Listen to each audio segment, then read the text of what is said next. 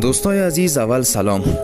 این ویدیو رو به خاطر می سازم، گفتم هر کی که ویدیو رو میبینن لطفاً من حیث یک افغان، من حیث یک برادرتان حمایت کنین. اگر به خاطر حمایت شما من انرژی مثبت میگیرم، فقط به خاطر فالو کردن شما من انرژی مثبت میگیرم. یک فالو کردن کدام مصرف نداره.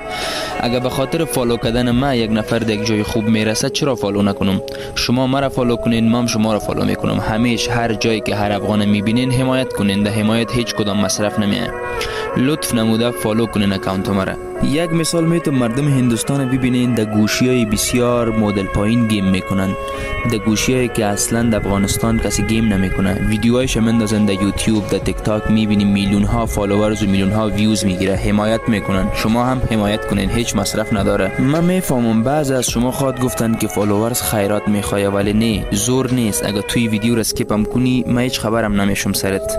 شاید خودت هم در یکی از بخشای زندگی دیده باشی که وقتی کسی حمایت نمیکنه چقدر مایوس میشی. فکر کنم من مو احساس دارم دیگه. به خاطر یک فالو کردن و لایک کردن تو، اگر یک نفر در یک جای خوب میرسه، یک لایک فالو تا از مردم دریغ نکن.